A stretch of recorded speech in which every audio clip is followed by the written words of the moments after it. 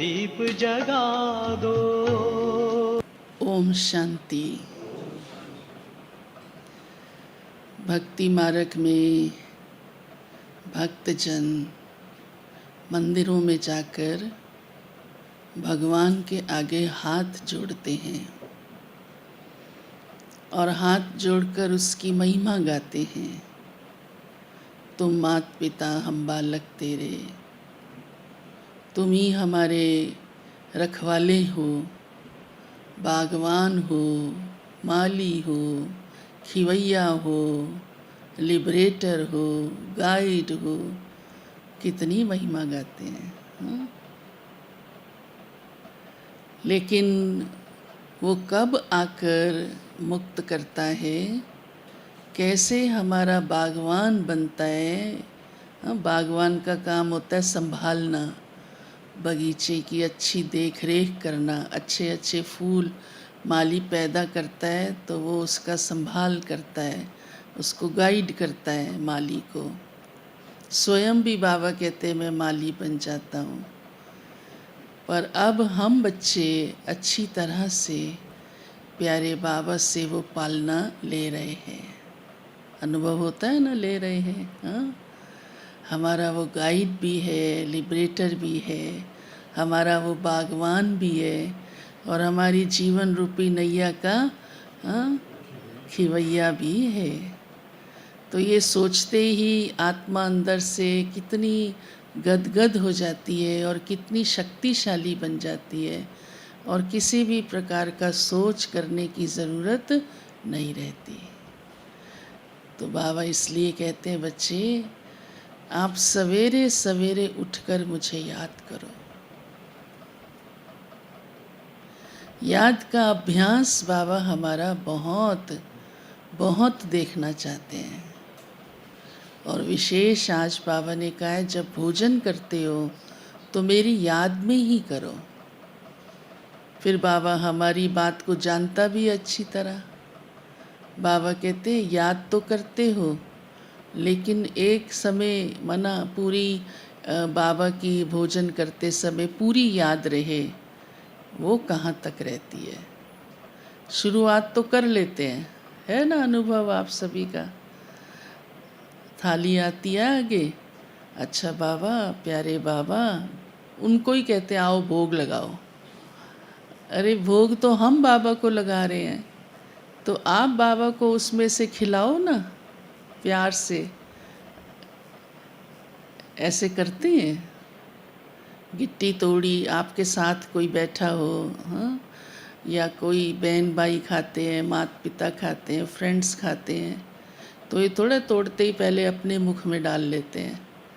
उसके मुख में डालेंगे, नहीं डालेंगे तो भी कहेंगे अच्छा आप शुरू कीजिए। इतना तो सभी को हाँ मालूम ही होता है कि इस विधि से जो भी साथ बैठा है उसको ऑफ़र करते हैं। हमारे साथ हर समय कौन होता है? साकार में कोई भी बैठा हो, लेकिन दिल में हमारे कौन बैठा होता है? बाबा। तो बाबा को ऑफ़र करो, प्यारे बाबा मैं आत्मा आपको खिला रही हूँ, क्योंकि आप ही इसके मालिक हैं, हकदार हैं, खिलाने वाले हैं। तो ये तो हुई विधि, लेकिन बाबा का आज ये कहना है कि क्या पूरा ही समय भोजन करते हुए मेरी याद रहती है? अक्सर हम यही कहते हैं ना, शुरू में रहती है, बाद में भूल जाती है। पर बाबा का आज ये कहना है कि हर गिट्टी में जो भी ग्राही मुंह में डाल रहे हो, बाबा की याद रहे। इतनी हमारी याद बाबा के साथ जुड़ जाए। और विशेष आज बाबा ने भोजन के समय की बात कही है। दूसरी बात बाबा हम बच्चों को कहते हैं कि कौन सा गुण ब्राह्मणों में बड़ा ज़रूरी है, और उसकी कंप्लेंट भी बाबा के पास आती रहती है। ऐसे तो सारे ही दैवी गुण हम धारण कर रहे हैं, सभी दैवी गुणों का मालूम भी है, परंतु आज एक गुण की बाबा ने खास धारणा कही है, और वो बाबा ने सुनाया है प्रेम का गुण, वो बहुत आवश्यक है। बाबा ने कहा बच्चों की कंप्लेंट आती है, ऐसे बोल बोलते हैं जो दूसरा दुखी हो जाता है। ऐसे बोल नहीं निकलने चाहिए। बात कहनी भी है तो प्रेम से भी तो कह सकते हैं ना। तो बाबा ने कहा ऐसे बोल नहीं निकालो जो किसी दूसरे को दुख हो। उसमें भी बाबा ने खास कहा घर में पति क्रोध करता है तो आपको क्या करना चाहिए? क्या करना चाहिए? शांत रहना चाहिए। हाँ, बाबा कहते हैं फूल बरसाओ। कौन से फूल बरसाओ? वो फूल बरसाएंगे तो उसका और क्रोध बढ़ जाएगा। मुख से अच्छा बोल बोलो। चलो, और उसकी महिमा उस समय करेंगे तो क्रोध बढ़ सकता है, लेकिन ये तो कह सकते हैं अच्छा कोई बात नहीं, और उस समय हम अपनी गलती स्वीकार भी कर लेते हैं तो दूसरा शांत हो जाता है।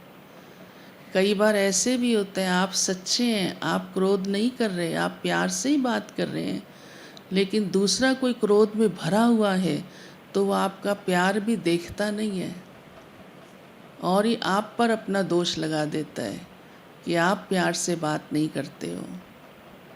तो बाबा इसलिए हमें इतनी अच्छी तरह समझाता है कि कोई दूसरा भी करे तो आपको क्या ध्यान रखना है, और वैसे भी हमेशा भी व्यवहार में हमारा प्रेम का ही स्वरूप सबके लिए रहे।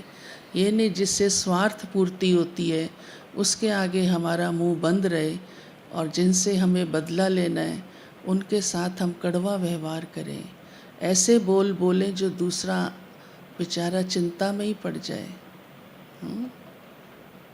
तो ये भी हमारी आत्मा की बहुत बड़ी कमी हुई। तो आज बाबा ने उस कमी का बहुत अच्छी तरह से हम बच्चों को सबक सिखाया है। तो सार रूप में यही है कि हमारे अंदर प्यार का, प्रेम का गुण स्वरूप सदा चाहिए, क्योंकि हमारा लक्ष्य ही है देव स्वरूप बनने का, नई दुनिया में जाने का। पढ़ाई ही हम वही पढ़ रहे हैं तो पढ़ाई की धारणा भी तो करना ज़रूरी है।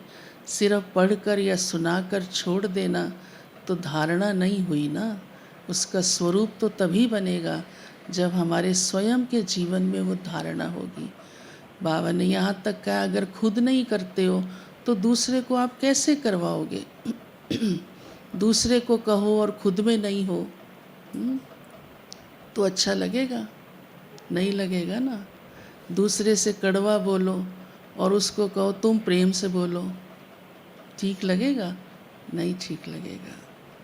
तो ये भी बाबा ने आज हम सबके ध्यान पर दिया है। आज की हेडलाइन है मीट